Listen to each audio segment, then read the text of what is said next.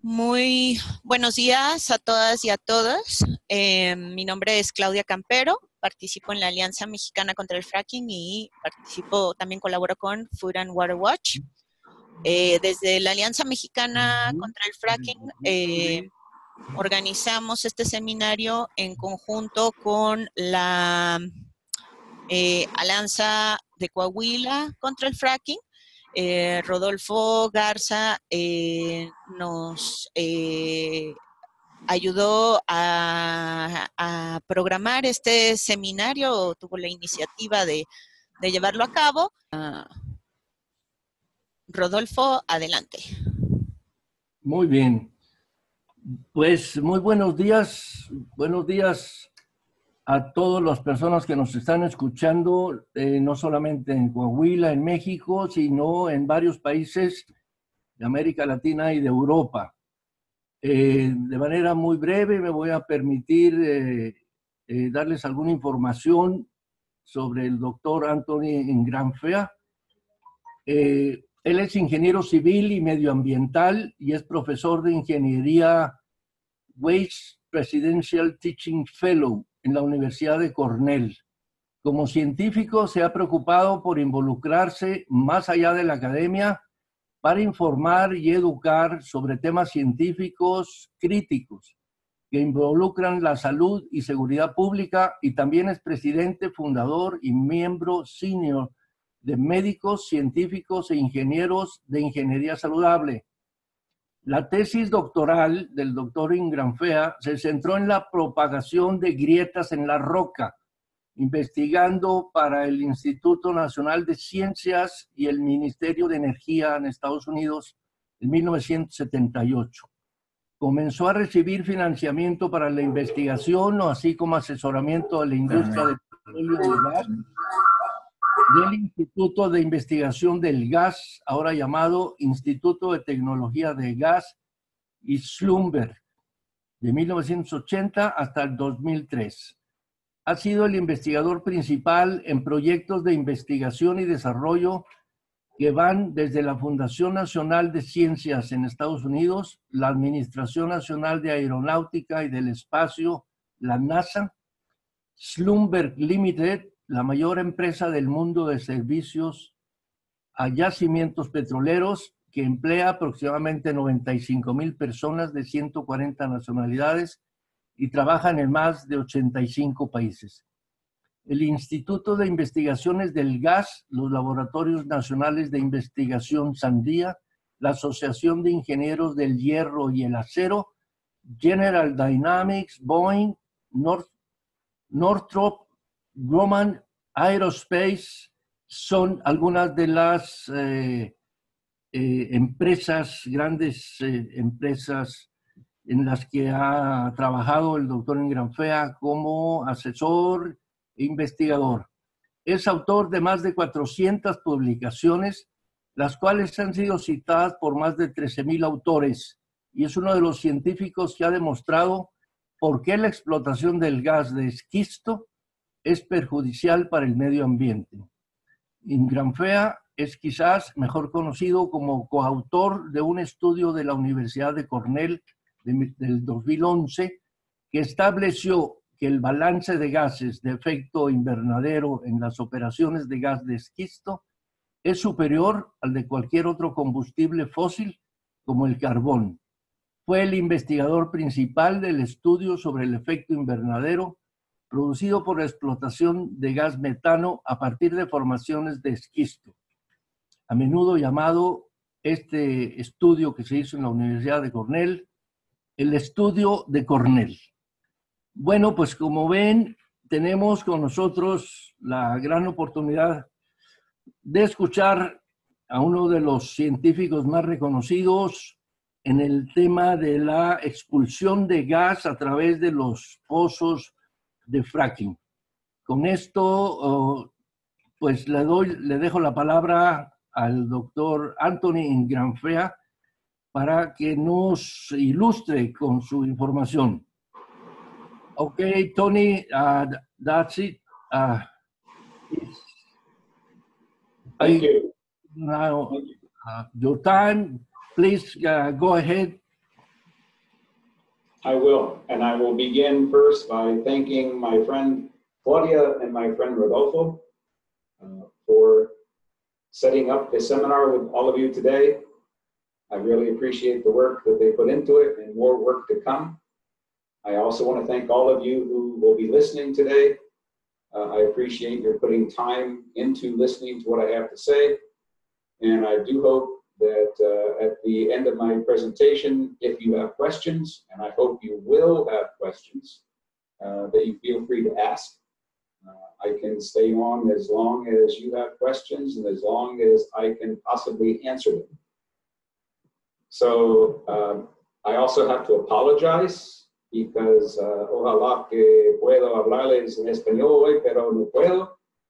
Hace muchos años yo viví en Venezuela, pero se me ha oído casi todo de mi español, entonces yo voy a hablarles en inglés, pero more lentamente. So, let me begin. I want to talk about the risks of fracking, but I want to tell you what it is that I'm going to cover in my talk today. And the first thing, perhaps one of the most important things, is how I define fracking. It has different meanings for different people. It has a different meaning for the oil and gas industry than it does for people outside the oil and gas industry. So I want to be clear with you when I talk about fracking, what I mean. So here is how I define fracking.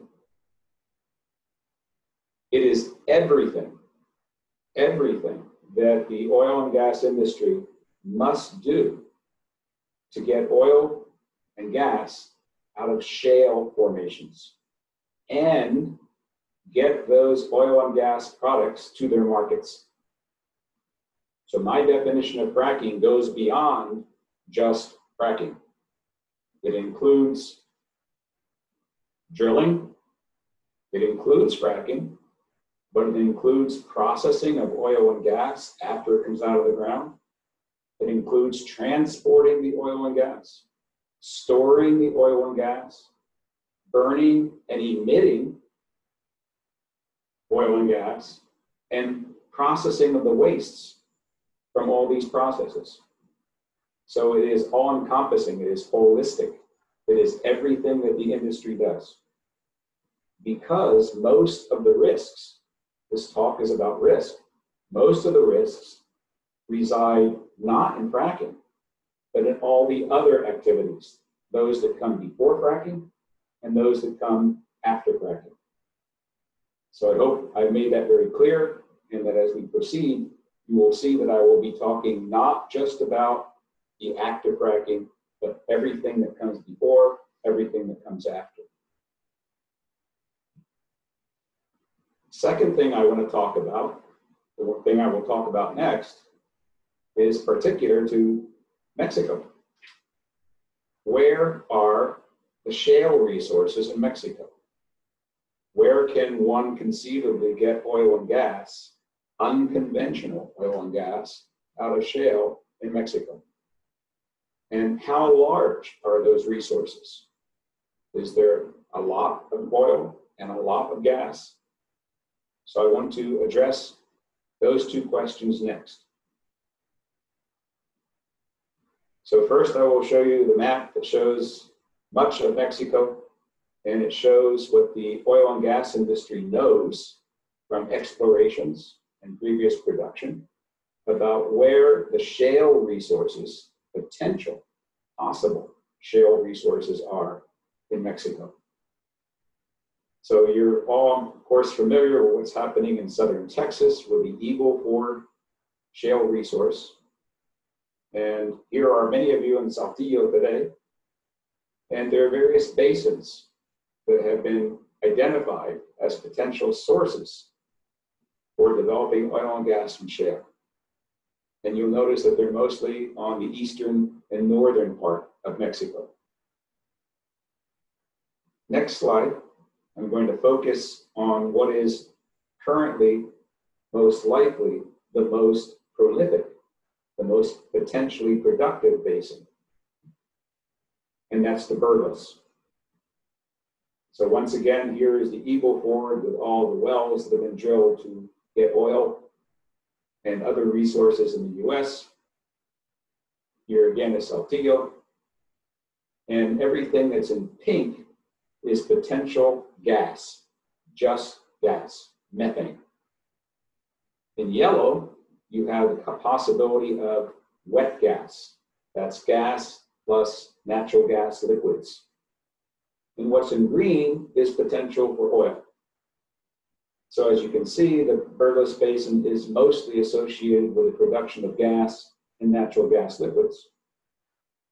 So the next question is, if that is where most of the shale resources in Mexico are, how big are those resources? So here is a map of the world that shows all the current known shale basins. The ones that are assessed are in red. The ones that are in yellow are assessed but approximate. And important to note here is that we look at the technically recoverable shale gas resources in trillions of cubic feet. Mexico ranks number 6 in the world. If we look at technically recoverable oil resources from shale, Mexico ranks 8th in the world. And I want to emphasize by noting in red and underlined that these are technically recoverable resources. I hope someone will ask me a question later. What does that mean? Does that mean that Mexico could conceivably produce 545 trillion cubic feet of natural gas and 13 billion barrels of oil from its shale resources? The answer is no. So then how much could they develop? I'll let you ask that question. So, of all that potential shale gas and shale oil, this slide shows of all the basins in Mexico, Burgos, Sabinas, Tampico, Tuxpan, and Veracruz, Burgos is by far the largest. So that's going to be the target if there is going to be large-scale development of shale resources in Mexico. So you can conclude, based on this part of my talk, that Mexico indeed has relatively large, technically recoverable shale gas and oil resources. And they're mostly located in the northeastern part of the country and mostly in the Burgos Basin. So there's the answer to the first 2 questions that I wanted to answer for you. Where are the shale resources? How large are they? That takes us to the next question I want to answer. If Mexico wants to develop those shale gas and oil resources from shale, how could it be done? What is the state of the practice in the oil and gas industry for getting gas and oil out of shale? How do they do it? What technology? What engineering? What processes? And why is it that getting oil and gas out of shale brings with it much higher risks? Remember, this talk is all about risks. Why is it that getting oil and gas out of shale brings much higher risks than getting oil or gas out of other kinds of rock? Clearly, there has been much oil and natural gas already produced in Mexico, but not from shale. It's coming from other kinds of rock. Why are there higher risks if you're going to develop oil and gas from shale? So those are the next 2 questions I'm going to try to answer in the next few minutes. So how is it done? What is the state of the practice? Modern. How is it being done today in Pennsylvania, in Texas, in North Dakota, in West Virginia, in Ohio, in Argentina? So here is a cartoon produced by the oil and gas industry that it attempts to show most of the technology that is absolutely necessary to get oil or gas out of shale. So I'm going to spend a few minutes trying to explain what this picture looks like. It's idealized, it's a cartoon, it's an artist's rendition, and then I'll show you what it really looks like. So obviously everything begins on the surface, and on the surface there is a development of a pad. A pad is an area where the drilling and the fracking take place. In this case, since we're talking about shale, the drilling first starts by going vertically downwards into the shale formation. So I'm outlining right now an artist's rendition of a layer of shale, sometimes 1, 2, 3 kilometers, 4 kilometers underground. So the wells are first drilled down, and then the wells are deviated. They're drilled laterally. So the wells can literally turn. They don't have to be straight, they can turn. And the purpose for that will become evident as I proceed. So first I've said there has to be a pad, but for there to be state-of-the-art, economically viable development of oil and gas and shale, you can't just have one pad with one well. You have to have multiple pads. In this image, there are 4 pads. And from each pad, you have to have many wells. In this image, there are 6 wells coming from each pad. And you have to be able to drill down, but you have to be able to drill long laterals. The current state of the practice is that those laterals are over 4 kilometers. So you might go down 2 kilometers and then out 4 kilometers. And the wells have to be closely spaced, usually only 200 meters apart in the shale. The reason for that is because there's oil or gas everywhere in shale. There's oil or gas everywhere in the shale. It is not traditional oil and gas development where the oil or gas has accumulated in a single reservoir pocket. That's not what happens with shale. So, since there is oil or gas everywhere in the shale, the objective of the company is to drill everywhere in the shale. Hence, what you see here is, in this case, 24 wells being drilled in an area that is perhaps only 20 square kilometers. So in words, to have economic development of oil or gas from shale, one must use clustered multi-well pads with high volume, long laterals. Every one of those words is important. Clustered means an arrangement, hopefully a uniform arrangement of pads, usually about 4 kilometers in one direction, 2 kilometers in another direction. Each pad has to have many wells. Each pad has to have long laterals. And each pad has to use a very high volume of fluid. People call it fracking fluid. I call it stimulation fluid.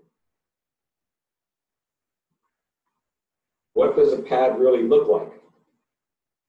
Here's an example. This is an example of a photograph of a typical shale gas pad in my neighbor state of Pennsylvania. So here is the pad itself. Here is the equipment that's performing what people call fracking. I call it hydraulic stimulation. Here are pump trucks. In this case, there are 20 trucks. Each truck has 1,000 horsepower. So there's 20,000 horsepower of pumping going on. Here are the acid and chemical tanks, because the stimulation fluid cannot just be pure water. It has to be water plus cocktail of various chemicals. Perhaps you want to ask me later what those chemicals are. You have to have frac tanks which contain the fracking fluid that is going to be pumped into this well. You have to have sand trucks, because you not only pump a fluid into the well, but you pump sand. You have separators, condensate tanks, and impoundments. This impoundment might initially have fresh water in it, but after the hydraulic stimulation or fracking, it will have wastewater in it. So that's a typical, what I call generation 1 fracking pad. But there has been large-scale development of oil and gas from shale now for almost 20 years. Gas began around 2001, 2002. Oil began around 2005, 2006. And so the industry is constantly trying to improve their process. How do we get more oil and gas out of a well with putting fewer dollars down the well? So 15 years ago, that was the past, first generation wells. So here's the vertical part of the well, here's the lateral part of the well. In the first generation, the lateral was about 1.5 kilometers long. And each meter of lateral required 600 kilograms of sand. Move forward about 5 years. We're now 2010, 2012. Second generation, the lateral, 2.5 kilometers. For each meter of that 2,500 meters, 2,000 kilograms of sand. Current state of the art, the wells that are being drilled now in the US, the wells that would be drilled in Mexico. Obviously, a company that's coming to Mexico that is given permission to develop your shale gas or shale oil is going to use very modern technology, state of the art, generation 3. The laterals will be at least 4 kilometers long, and each meter of that lateral will need 3,000 kilograms of sand. I'm going to let you think about those numbers for a minute. Where do you get 3,000 kilograms of sand for every meter when you have 4,000 meters? That sand has to be obtained someplace, it has to be mined, it has to be transported, and then it has to be injected. But it also has to be injected with a large quantity of water. How much water? Here's an example of a second generation shale gas pad in Canada, northeastern British Columbia. This was state of the art 5 years ago. On this pad, there are 16 wells, not 6, 16. Those 16 wells use 1.8 billion liters of water. 78,000 tons of sand, 25 million liters of chemicals, 40,000 horsepower for fracking. That was 5 years ago. 1.8 billion liters of water for 16 wells. That's no longer true. How much water would one use today if one wanted to develop a shale gas well in the Burgos Basin in Mexico? How much water would be used in each well? Well, let's go to Pennsylvania. Here's the history of water use per well. Water use per well. Starting in 2011, 2012, that was generation 2. We move along to generation 3, 13 million gallons.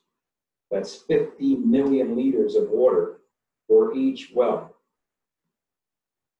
Where will the water come from? And this is consumptive use of water. You only get to use it once. Much of the water that you pump down into the well stays down. That which does not stay down comes back up, but it's no longer water. It's a contaminated fluid. It's a waste product that must be handled carefully and disposed of. Where will you dispose of 10 or 20 million liters of waste fluid from each well when there are 20 or 30 wells on each pad,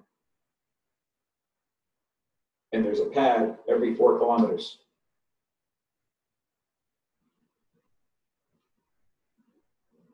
Here's what the picture looks like in North Texas on the Barnett shale gas play. Beginning in the late 1990s, proceeding to today, there are now 18,000 shale gas wells in the area around Dallas-Fort Worth. In this picture, every white dot is a pad. Every white dot is a pad. So this is intense, it's spatially intense. The idea, the objective of the oil and gas industry is to drill everywhere because there's gas everywhere.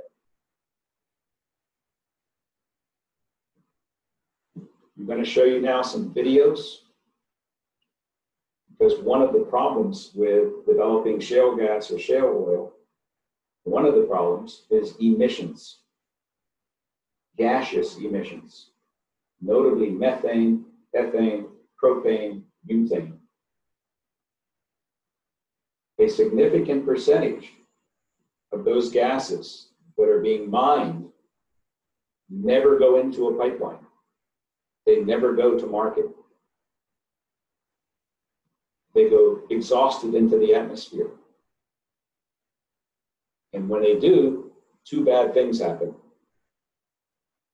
Methane is an extremely potent greenhouse gas, much more potent than carbon dioxide. So we are exacerbating climate change by methane emissions. Methane is a precursor to ozone. Ozone is very harmful to humans. You emit methane into the atmosphere close to where people live and work and play and go to school, and go to church. You are increasing the probability of creating ozone, especially in sunny climates.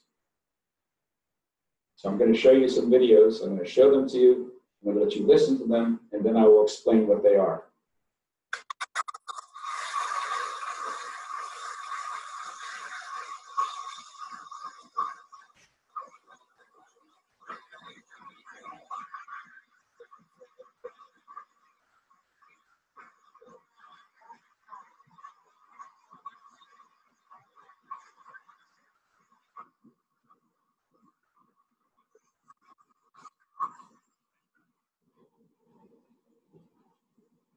So this is a video taken of a compressor station. I told you the risks are not just from fracking, but it's absolutely necessary when you get shale gas out of the ground that the gas be compressed to higher pressure so it can go into a pipeline. Frequently, those compressor stations have incidents, blowdown incident. So what you were seeing in this video is an accident or a purposeful emission of a large volume of methane. In this case, it went on for hours directly into the atmosphere. This video shows a repair of a pipeline, a gas pipeline. To repair a gas pipeline, you first have to exhaust the gas that's in the pipeline. So here they were emitting a large volume of methane that was in the pipeline directly into the atmosphere. And the lower video was an example of what happens after you drill a well. You hydraulically stimulate it, but you do not have a pipeline in place.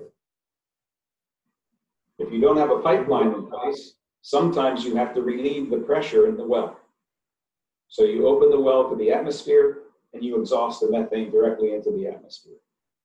2 bad things happening in each of these cases. Methane, greenhouse gas, bad. Methane, ozone precursor, bad. What's another risk? Another risk is leaking wells. Wells are engineered structures. They consist of a series of concentric steel pipes called casing, and a series of concentric cement sheaths, gaskets. If something goes wrong with the design or the operation of a well, I found something on the web about as a concentric toms. a well could leak. So I'm going to show you another video of a leaking well.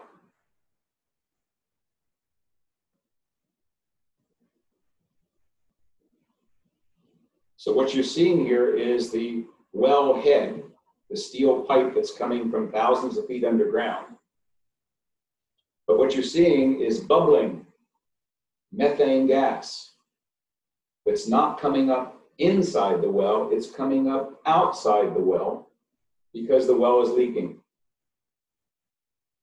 If the gas is coming from thousands of meters below the ground and it's getting into the atmosphere, that means there's a probability that it had to go through the water table.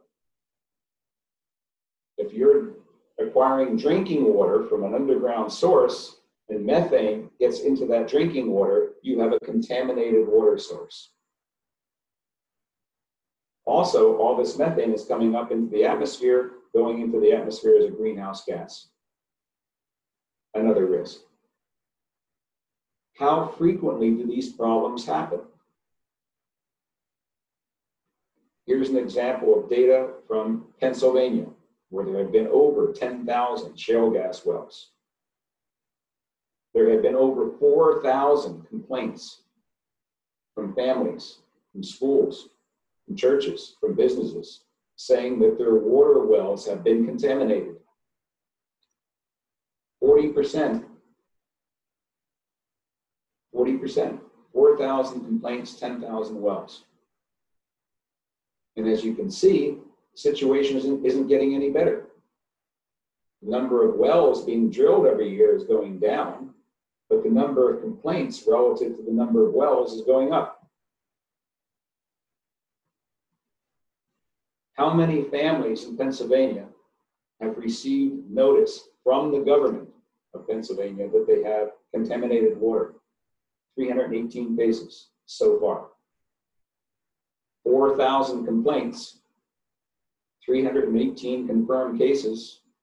That means there are still thousands of complaints that have not yet been processed because there's so much work to be done. So let me summarize this third part of my talk. Why is it that getting oil and gas unconventionally out of shale creates higher risk, more risk, than getting oil or gas out of conventional rock? I'm going to read them for you. Many and much larger pads leads to more habitat destruction.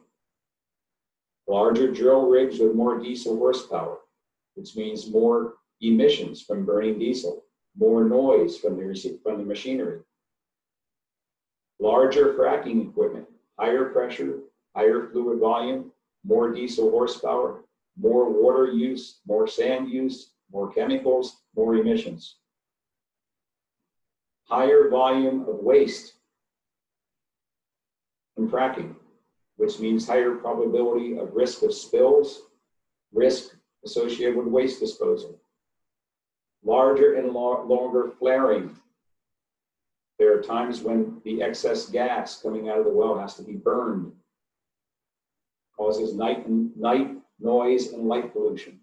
More truck traffic. How do you transport those large volumes of chemicals, water, and sand to each pad? Truck traffic. More pipelines. Again, more habitat destruction, more risk of pipeline leaks. More and larger compressor stations and processing plants. Again, higher risk of noise and emissions. More gas migration into the atmosphere. More water pollution from leaking wells, exacerbation of climate change. In other words, unconventional development of oil and gas from shale leads to more risks and higher risks.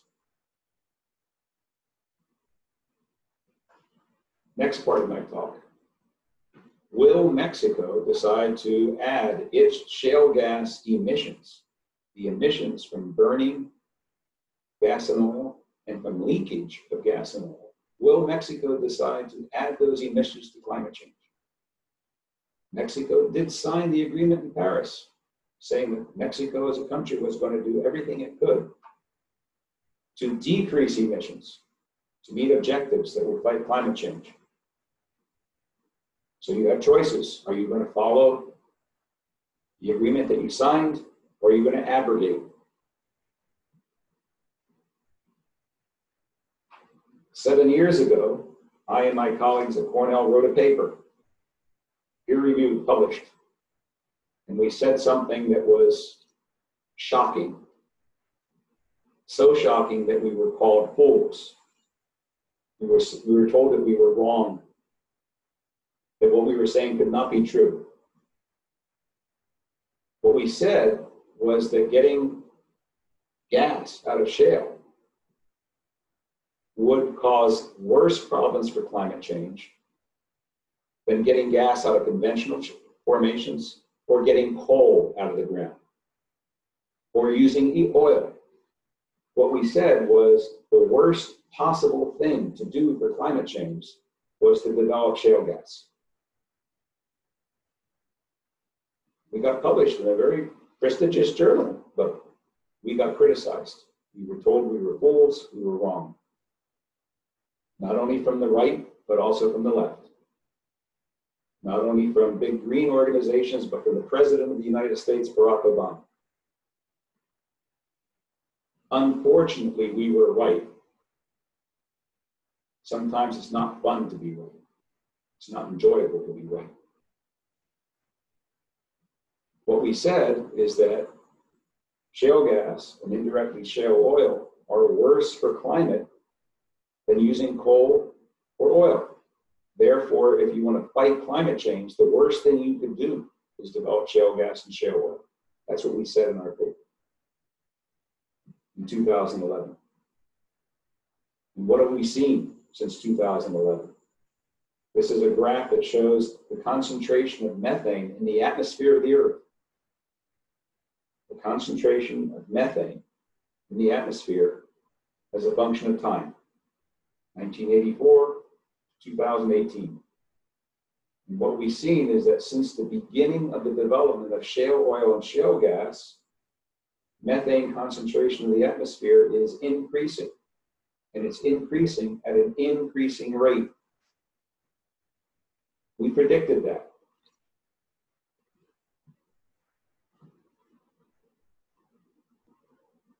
So I'm going to show a slide that I'm going to take 2 to 3 minutes talking about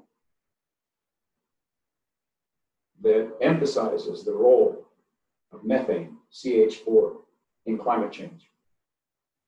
Everybody who understands climate change and understands that climate change is mostly being forced by human activity is aware that carbon dioxide, CO2, is really important. But not so many people are aware that methane is equally important. So this is a chart that was published in 2012 in a very good journal by many scientists from around the world as authors. And they created a chart that showed it as a function of year, starting from 1900 all the way out to 2070, global warming. So this is degrees centigrade. And in 2010, the measurements of global warming showed that there was about a 0.6 of 1 degree, 0.7 of 1 degree global warming. So roughly 2010, roughly 0.7 of a degree warming. Relative to 1900, global warming actually began to occur because of human actions when we began the Industrial Revolution, 150 years before 1900. So this chart doesn't show all of the global warming, it just shows the global warming since 1900. 7/10 of a degree. And these authors then made predictions based on computer models. They said if the world continues to burn fossil fuels and emit methane and soot, BC is black carbon, soot. If we continue to emit CO2, methane, and soot into the atmosphere, our computer models say that we're going to be on this curve, that we will reach 1.5 degrees centigrade in 2038. And we will reach 2 degrees centigrade in 2042.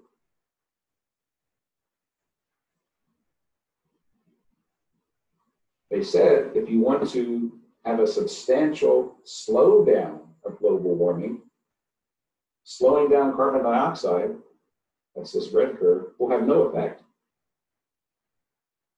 If you stop emitting carbon dioxide in 2010, you're still going to get to 2 degrees centigrade before 2050. They said that the only way you can have a substantial slowdown in global warming is to decrease methane. That's this curve. Well, that's the story from 2012. It's now 2018. We have more data on global warming. So I'm going to take this chart and I'm going to add data to it. The data I've added are these red dots.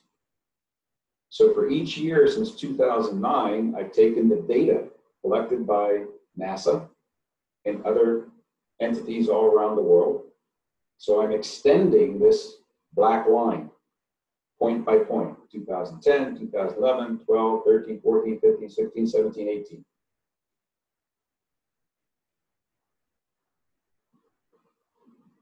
I'm going to let you look at that for a minute. So the recent data says that we're very close to 1.5 degrees centigrade already. We're very close. And what's more important is that the predictions of where we would be, we're underestimating where we would be. In other words, the situation is worse than we predicted in 2012. Because globally, we are emitting more CO2, more CH4, and more black carbon than we were in 2010. The emissions worldwide are going up, not going down.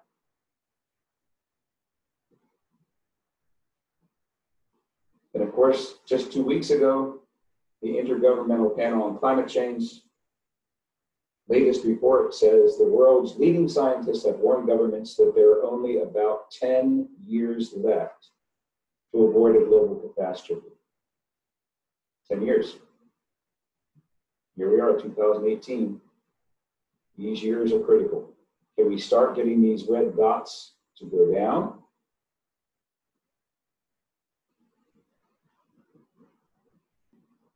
What will be Mexico's role? Will you live up to the agreement you signed in Paris? Final thing I want to talk about, just a few minutes. I've mentioned many risks. Are they documented? Are they true? The industry says no. Professor Ingraffea exaggerates. He makes things up. None of these things happen. Wells don't leak. There are no emissions. There's no habitat destruction. There's no noise. There's no ozone. None of that happens.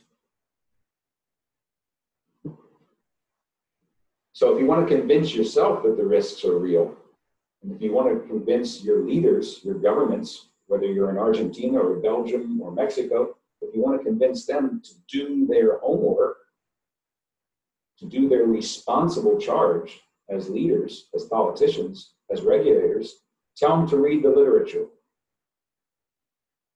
Not my literature, the world's literature. And to make it convenient, my organization has gathered almost all the literature. We can never be certain that we found all of it. But as far as we know, almost all the peer-reviewed literature that have been published on the concept of shale and tight gas development. Here's the website. You'll be able to go to it after my talk. We have over 1,600 peer-reviewed papers. 1,600.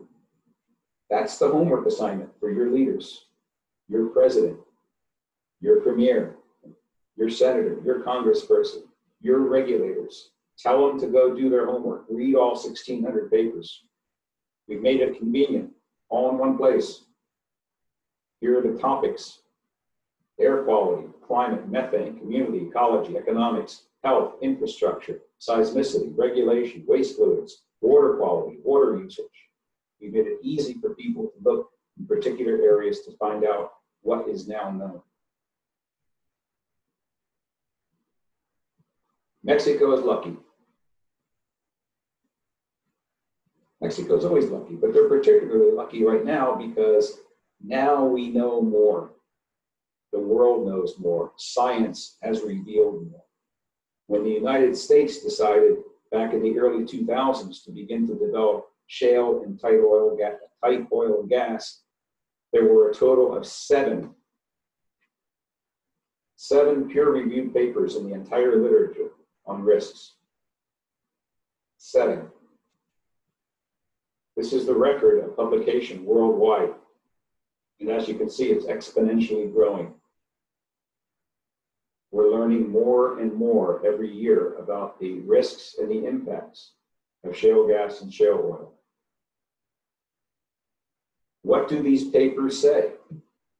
Do these papers say it's really good for health? It might be good for health. It might not be good for health, or it's definitely not good for health. Now, you're going to have to make your own judgment. We've made our judgment. And as of last year, reading all the original peer-reviewed papers on just the topic of human health impacts, 86% of those papers say bad. There is no paper that's ever been published that says the development of shale gas or shale oil improves human health. Doesn't happen. Air quality. 83% of the papers published say air quality degrades. There is no paper that says air quality gets better. Water quality. 66% of the papers published say water quality goes down. There's no paper that says water quality goes up. Summary. I've gone a little bit longer, but that's okay. I will stay on as long as you want me to answer questions. And I hope you have some. Here's my summary. Mexico could develop substantial shale gas and oil resources. There are substantial shale gas and oil resources underground in Mexico. Mexico could develop them. But the risks from such development are also substantial, and they are well documented. They're not myths, they're not lies, they're not fake news. Those risks to water supplies and addition of greenhouse gases to the atmosphere are, in my opinion, especially important. So in summary, por favor, no lo hagas. Please, don't do what some states in the United States have done. Do what some states in the United States have not done. My state of New York has said no. There will be no shale gas development. There will be no shale oil development in New York State. We are not going to add to climate change. So I hope Mexicans, the government, the regulators, I've heard what your new president has said. I hope he's serious and that there is no large-scale development of shale gas and oil in Mexico. So thank you very much for your attention. I appreciate your being on today. Again, thank you to Rodolfo and Claudia for arranging this. I'm looking forward to your questions. I hope I can answer them. Thank you. Thank you so much, Tony. I think all of us have a lot of food for thought, and I'm going to go ahead and take some of the questions that have been coming in. One of the persons that's connected is called Melissa, and she is from Argentina. She is letting us know that in Argentina they subsidize the gas corporations through the price of gas. And they are paying very high tariffs of gas to make it profitable for the companies to do the extraction in Vaca Muerta. And she's also letting us know that recently there was a huge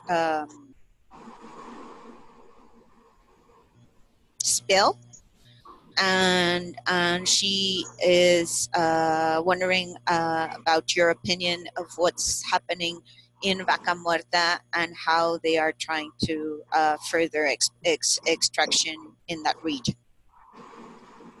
I've done a lot of reading about the Vaca Muerta, starting from 5 or 6 years ago when there was some exploration. Again, Argentina, if I go back, I'm going to have to go back many slides here.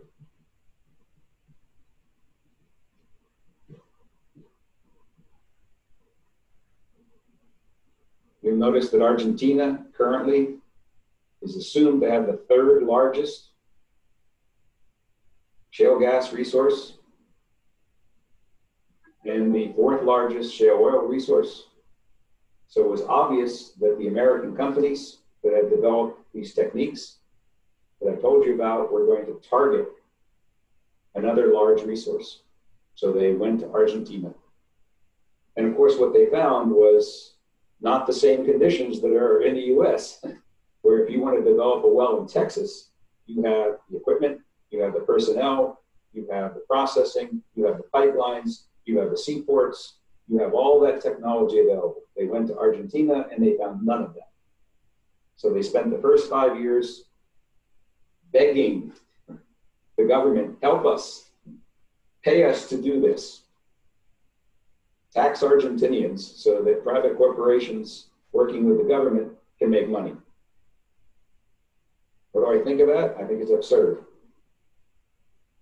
Does Argentina need shale gas and shale oil for its own uses for energy? Absolutely not.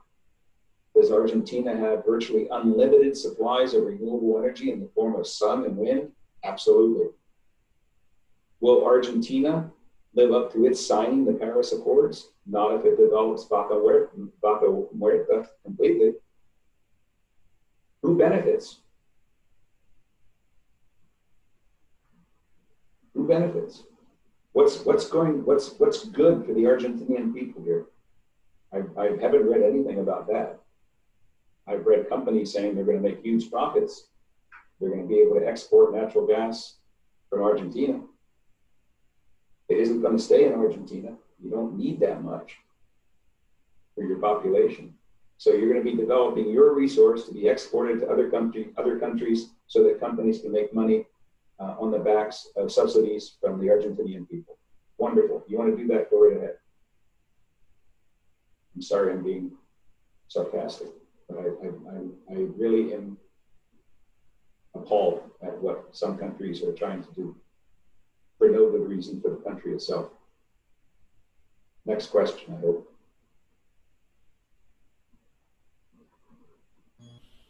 Thank you, Tony. I have another question. Priscilla is asking, is it true that fracking is used also to drill conventional hydrocarbon wells? Why do you not oppose it, but you do oppose fracking in the case of non-conventional ones? The answer to the first part of the question is yes. Nowadays, almost all conventional oil and gas wells involve fracking. Almost all oil and gas wells everywhere on the face of the earth involve fracking. Second part of the question is, am I opposed personally as an engineer scientist? Am I opposed to fracking? I'm not opposed to fracking because for the same reason I'm not opposed to let's see, what analogy can I use? Any technology that enables something else to happen. It's not the enabling technology that I'm opposed to. It's the use of the technology. So fracking is currently being used to get oil and gas out of the ground. It makes no sense for me to say I'm against fracking. It makes much more sense for me to say I'm against drilling. I'm against pipelines. I'm against compressor stations. I'm against transporting and storing oil and gas. Those are where the risks are. So you can ask me, am I against fracking? Sure, I'm against fracking, but that's not important. I'm against drilling. We have enough oil and gas wells already drilled on the face of the earth. I'm going to say this very slowly and very clearly. We already have enough oil and gas wells already drilled, already producing on the face of the earth to provide the earth, the people of the earth, with all the oil and gas they need to transition in a managed way from a mostly fossil fuel world economy to a mostly renewable energy world economy. What we should be doing now, what we should have been doing for the last 20 years, is figuring out what we agreed to in Paris. A managed decline in the use of fossil fuels, which means don't drill anymore, don't produce anymore, but from new wells, produce from those who already exist while you're in the process of transitioning to renewable energy. Nothing happens overnight, nothing happens instantaneously. It's going to take us, hopefully no more than a decade, 10 years, to do what we said in Paris we're going to do. So I appreciate your question. I get that question very often. Am I against fracking? Well, of course I'm against fracking, but it's unimportant. I'm against more drilling. I'm against more fracking, more drilling, more pipelines, more compressor stations. I'm against more of the stupid things we've been doing for the last 20 years. I hope that answers your question. Thank you. Yourself. Okay, so I'm having lots of questions here, some in Spanish, so in English. I'll try to keep the focus here. Person that logged in as Sistemas is asking, what is the percentage of water use in Texas or Pennsylvania for fracking compared with other industries, for instance, livestock? I get that question very often. The answer in both cases is very small. A very small percentage of all the water use in Texas or Pennsylvania goes to fracking. But again, it's the wrong question to ask. If you have an area that's water stressed, and most of Texas is water stressed, much of Pennsylvania is water stressed, but for different reasons, why would you increase the stress by diverting water to a purpose that's unnecessary?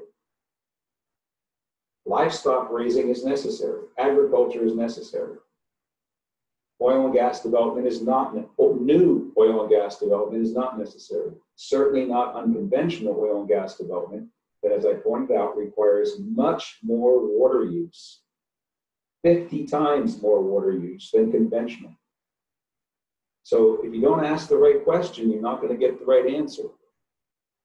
So the question you're asking isn't the right one. It's, if you're living in an area where there is water stress, either quality or quantity, why would you increase that stress to do something that's not necessary?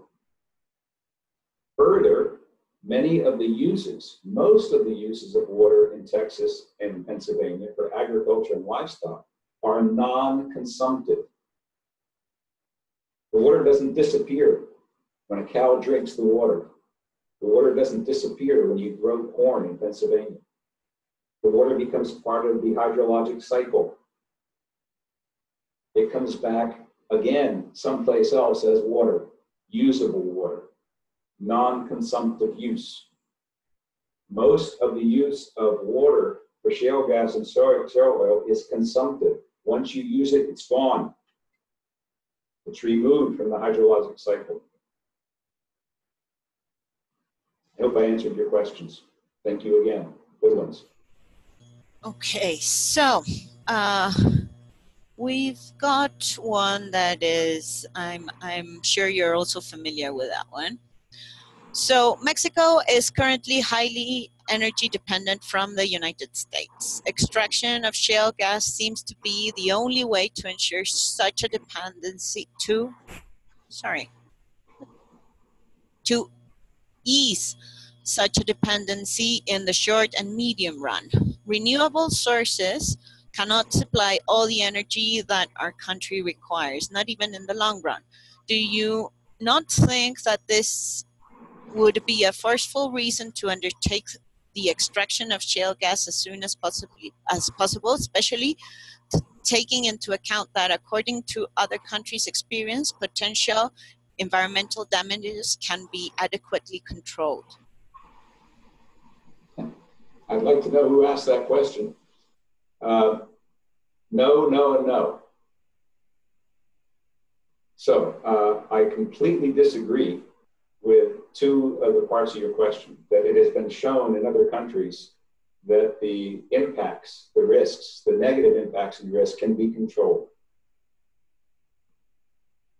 Read the literature. Don't give me your opinion without the literature.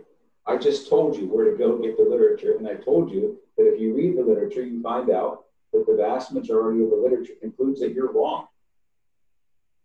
Not me saying that, scientists around the world. Health professionals, doctors, engineers, scientists, climate scientists, hydrologists, doctors, they're saying it, not me. So I completely object. Discredit your notion that other countries have shown that it can be done safely.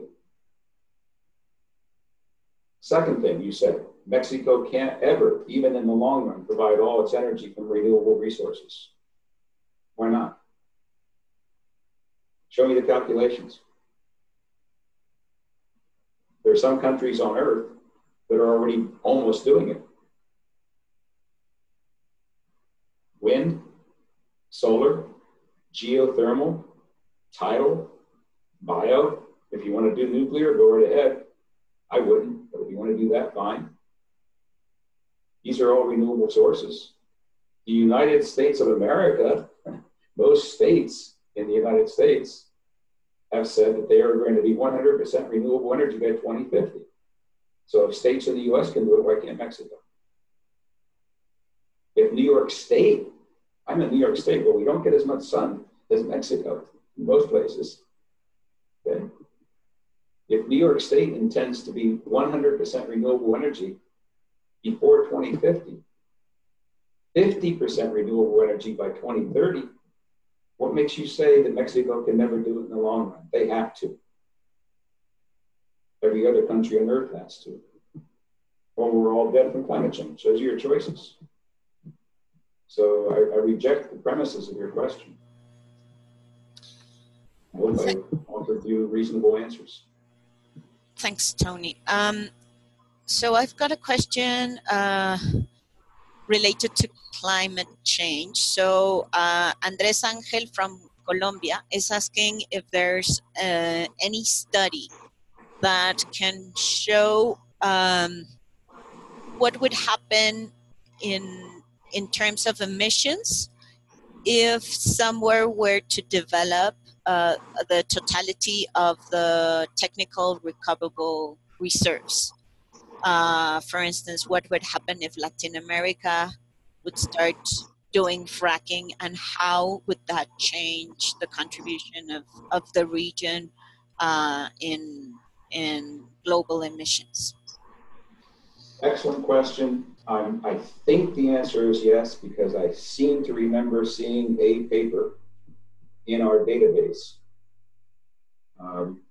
that assigned country by country what percentage of total allowable greenhouse gas emissions would occur if that country were to completely develop its technologically recoverable resources? So I think the answer is yes. I can't remember where I saw the paper, but I can guarantee you that a reference to that paper is in the latest IPCC report.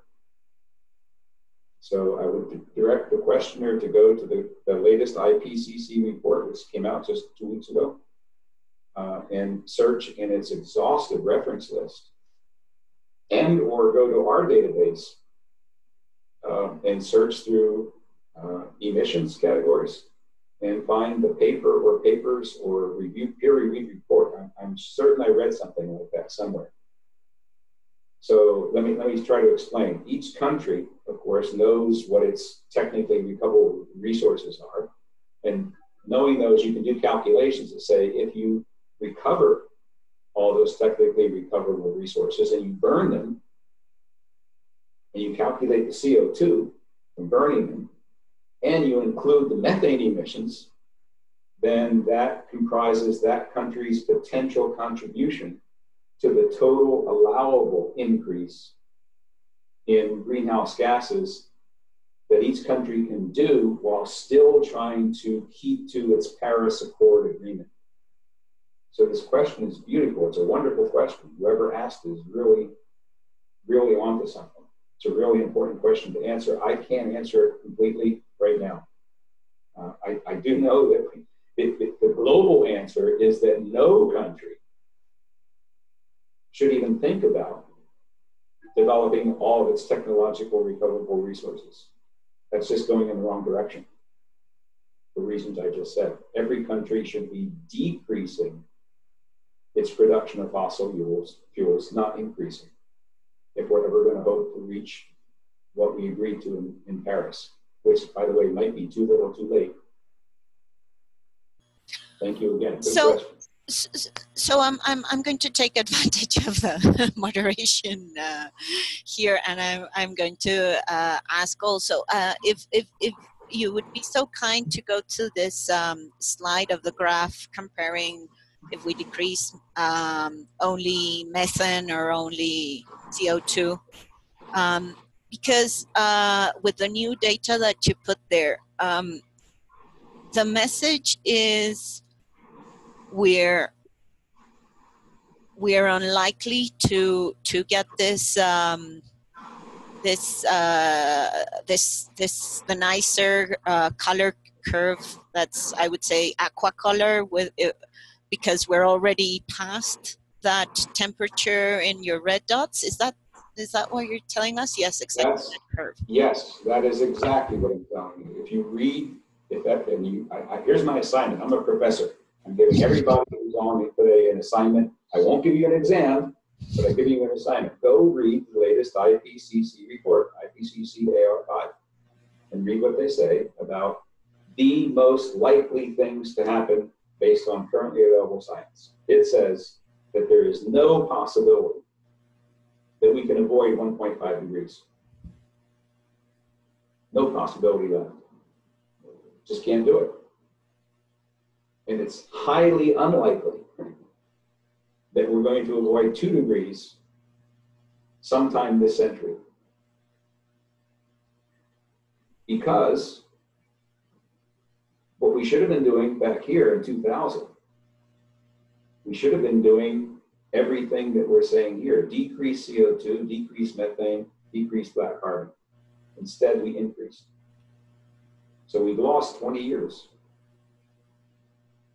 And those 20 years have put us on an inexorable path. We will be at 1.5 degrees in the next few years.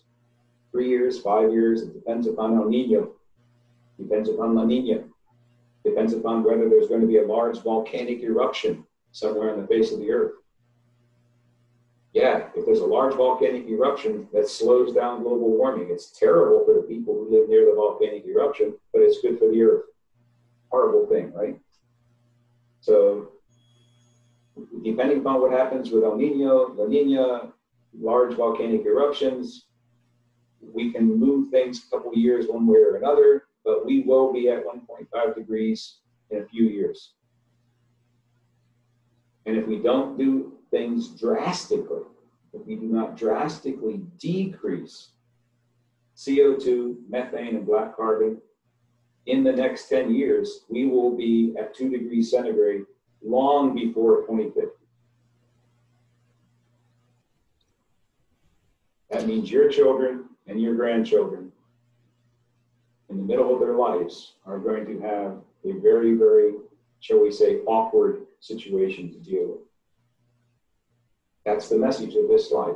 I'm sorry to have to bring it to you, but that's the reality. So for previous questions, it says, can we develop more shale gas in Mexico safely? I mean, really, look what it means. It means Mexico is adding to the problem. If you don't think climate change is the single most important problem facing all the countries on Earth, short of war, then you're not being realistic. You're not being scientific. You're not listening to the facts. You might be being ideological, political. I'm not ideological, I'm not political, I'm a scientist, engineer, I'm bringing you the science, I'm bringing you the facts. If you don't believe them, I'm sorry, I can't help you. But I think the vast majority of the people on the face of the earth that are aware of this are very concerned about it. And any notion that it's okay, Mexico can do a little bit because the United States has done a lot, Russia's doing a lot, Argentina's doing a lot, why can't Mexico make some money here? All right, go ahead. Put your children at risk.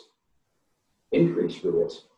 Not put them at risk, increase the risk to your children and your grandchildren. If you want to do that, I'm sorry for you. Thank you, Tony. Gabs is asking a more technical question. It's about what does it mean technically recoverable when it comes to shale oil and gas? I was hoping somebody would ask that question.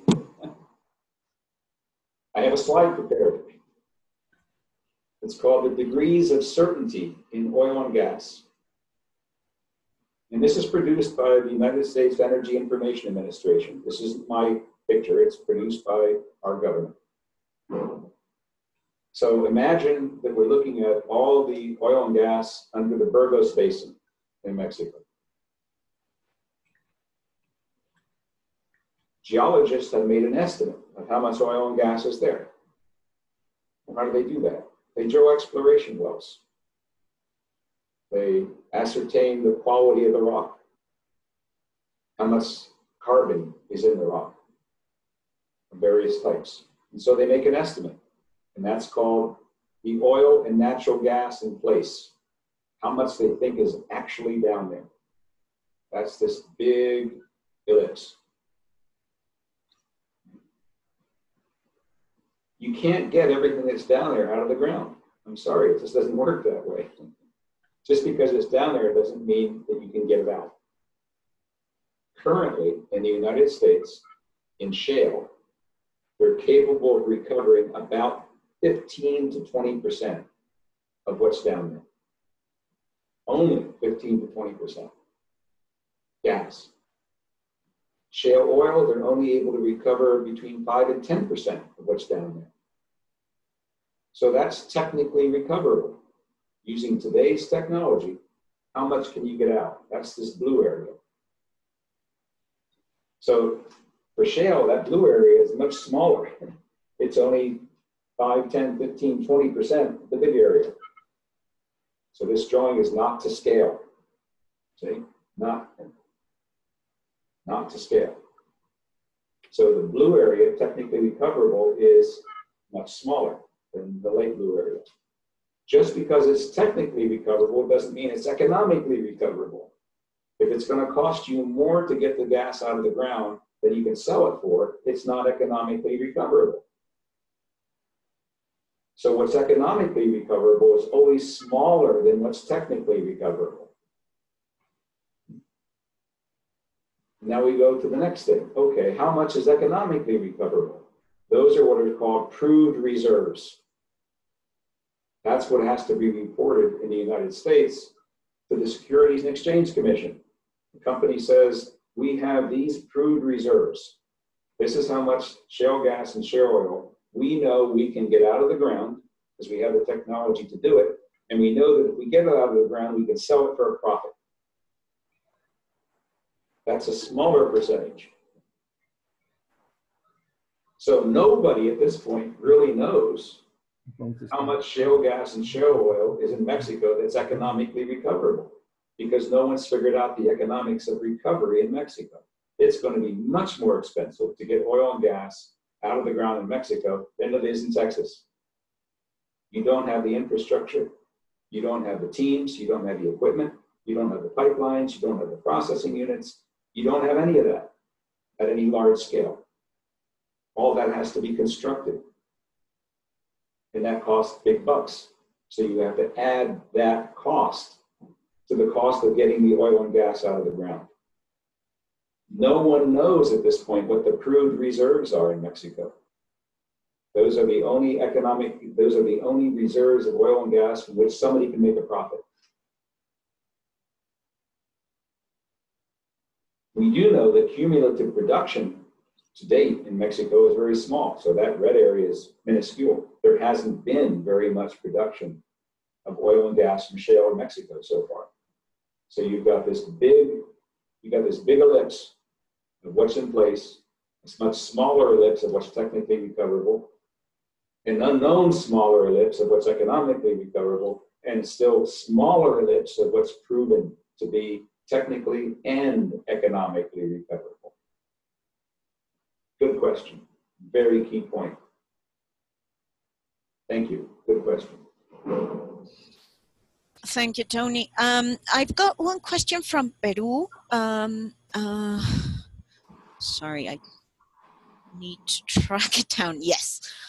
So the map, the world map that you showed, didn't mark Peru as one of the sources, but there are 5 different points where it's going on. Why doesn't it come out in the data? He's asking. This is from MO. He doesn't have a full name there.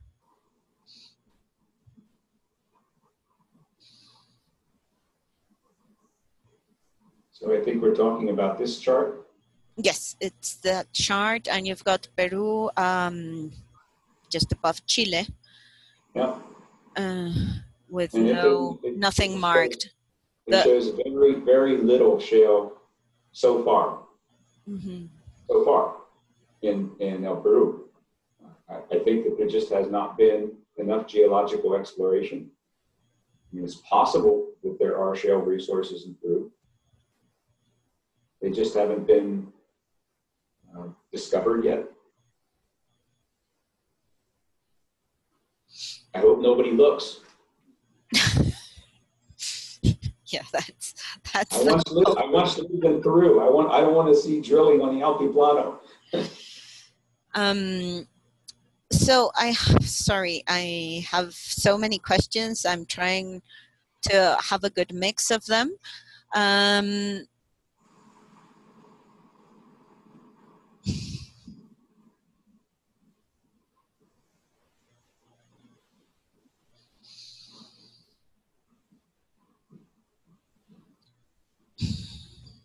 And Rodolfo,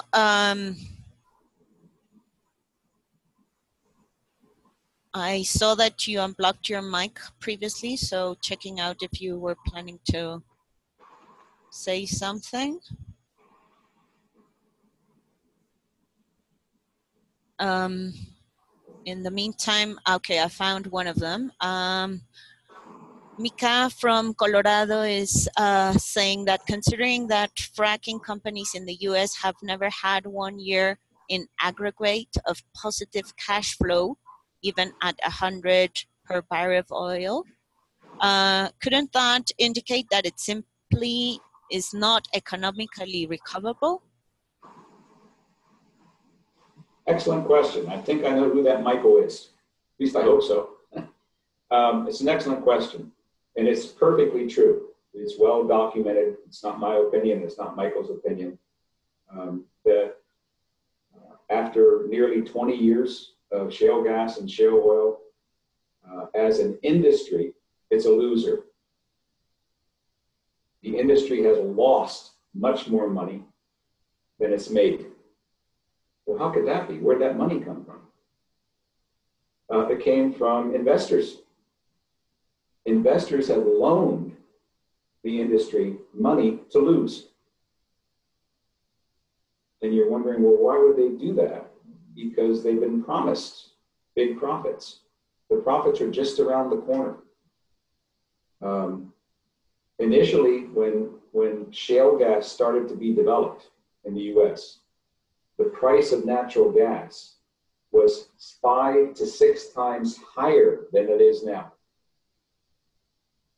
So dozens of companies said, well, shale gas can be sold for $12 or $14 for 1,000 cubic feet. We can make a huge profit. It only costs about $3 to get the gas out of the ground, and we could sell it for 14. And so many companies began to develop shale gas. And so the supply of shale gas went way up, but the demand didn't follow. So basic economics says supply goes up, demand stays the same, price goes down. So for the last 4 or 5 years, they can only sell shale gas for between $2 and $3 per thousand. But it costs them at least $3 in those cases to get it out of the ground, so they're losing money. Well, why do people keep loaning them money? Because they keep saying the price is going to go up. Well, when is the price going to go up? When we start exporting it. The more we export, right, the higher the demand is going to be. And countries like Japan and China and countries in Europe will pay much more than Americans will pay. So we'll raise the price of shale gas. Then people will start making money. Hasn't happened yet. Shale oil. When they first started drilling for shale oil in 2005, 2006, price of oil was $100 a barrel or more. And they were saying, well, we can make a profit because it's only going to cost us $50 or $60 a barrel to get it out of shale. And as long as the price is $100, we have a huge profit margin. So they start producing it. The Saudis say, hey, wait a minute. And the Russians say, hey, wait a minute. And the Iranians say, hey, wait a minute. And the Venezuelans and the Nigerians are saying, wait a minute. Who's this? The United States starting to produce oil. Let's drive down the price by overproducing. So they drove the price down to under $30 a barrel. And the shale oil business in the United States collapsed. Dozens of companies went bankrupt. Hundreds of billions of dollars of investment lost. And it came back again, and they said, wait a minute, let's go borrow some more money because interest rates are zero. I'm giving you a whole big lecture here on oil and gas economics. Interest rates are still zero in the United States. We can go borrow money at no interest. And as long as some banks in New York City will loan us hundreds of millions of dollars at no interest, they're making money. We'll try to make money because we'll try to get the price of oil back up. So now they got the price of oil back up to $70, $75 a barrel, which is about break even for some companies, but not break even for other companies. And as an industry, it's not break even. So some companies are making money for their investors. Most companies are losing money for their investors, but they keep doing it because there's a promise that things will get better. And in the meantime, this thing called renewable energy has come along and it's starting to eating into the market. For the first time in the history of oil and gas, it's a 130-year-old industry. For the first time, they have big competition from sun, from wind, geothermal. My house does not use natural gas. My house produces more electricity than it uses. I have solar panels on my roof. I drive an electric car. I don't buy gasoline. I'm the oil and gas industry's worst fear. I'm one person, but there are many, many more like me around the world that are saying, I don't need oil and gas anymore. So the industry has competition. And this other thing came along called climate change. And so finally, people are getting serious about climate change, and that's not good for the oil and gas industry, especially for the shale oil and gas industry, which is the only big part of the industry left. So the industry was working on high prices that disappeared. They oversupplied. They went bust at least twice now since it started. They've lost hundreds of millions, scores of billions of dollars for their investors, but they're always going out and saying, but we always come back. It's a boom bust cycle. We promise things are going to get better. Just keep loaning us money at zero interest or very low interest. There's always a sucker who's willing to do that. And at the same time, they're experiencing big competition for the market. Their market share is dropping because more and more people are getting off of oil and gas for various reasons. And climate change is calling into question the very existence of their industry. That's as simply as I can put it. Thank you again. Great question. Okay, Tony. There are more questions still, and I'm going to convey Rodolfo's questions now, and maybe we can finalize. Is U.S. legislation adequate to control fracking adverse impacts? Which U.S. states have the best legislation for this purpose? And do you consider that legislation is properly enforced in the U.S.? Wow, good set of questions.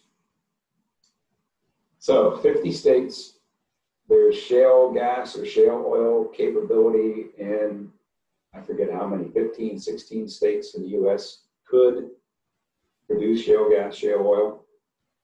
In the United States, all regulation and legislation regarding oil and gas development is at the state level, not at the federal level. So it's up to individual states to legislate and regulate oil and gas development, whether it's conventional or unconventional.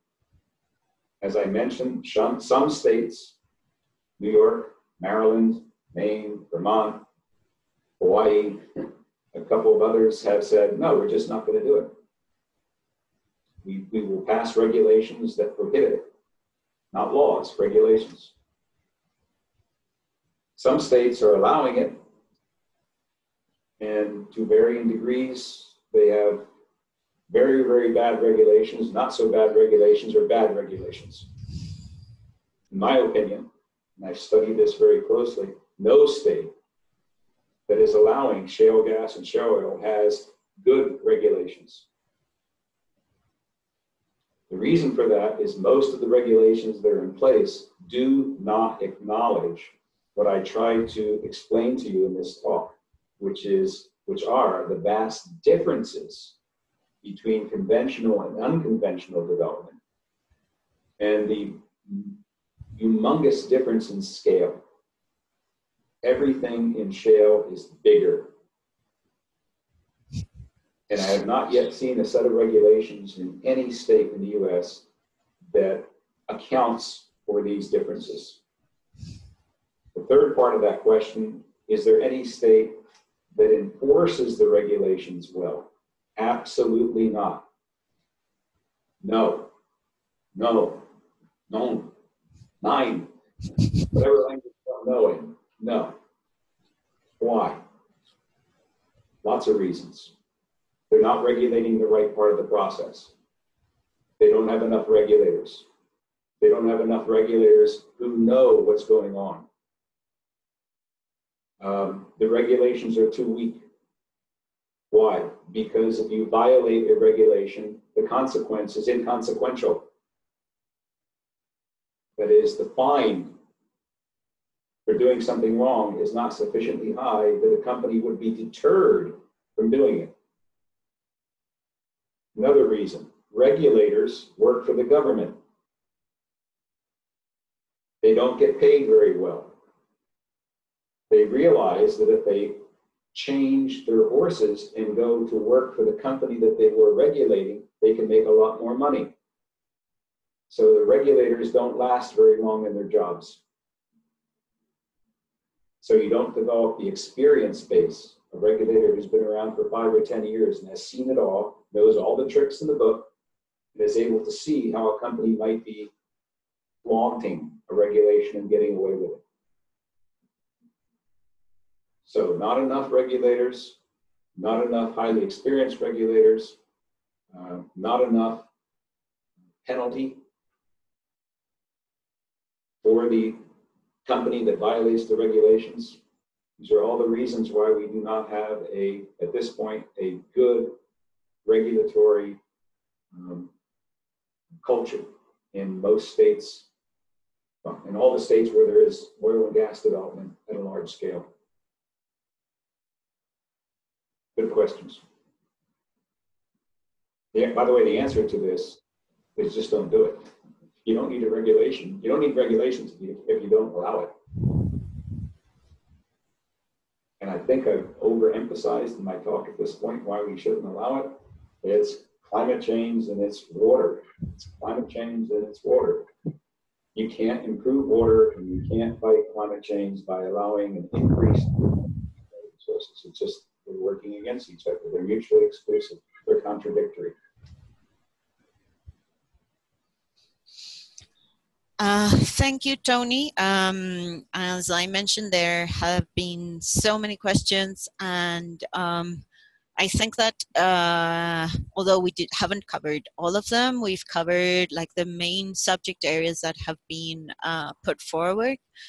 And I like to thank you and let Rodolfo go ahead and close this very, very interesting conversation that we have had today. Thank you so much. I want to thank you, Claudia, for handling the question and answer period. The questions were wonderful. You had a great audience, and I hope I didn't insult anybody, at least not too badly. I did my very best to answer the question as honestly as I could based on sound science and engineering. And so thank you once again for helping to arrange the talk and especially for handling the Q&A. And thank you for the participants. Tony, what can I say? Interesting, very, very interesting. We had many doubts. I think we have now more because you made clear several subjects, and now we are going to study all these answers and we'll see. We will see how we can combine all this information together with the questions and answers and use them to perhaps we can make some kind of document, and we want to distribute to the people that is interested in this. It was, all your talk was very clear. Of course, your great experience as a professor gives you this way of explaining very clear, very a way that people can understand. We were, I think, your students in this. We were as students in your lecture, and I thank you very, very much for your kindness, for accepting this to do this lecture.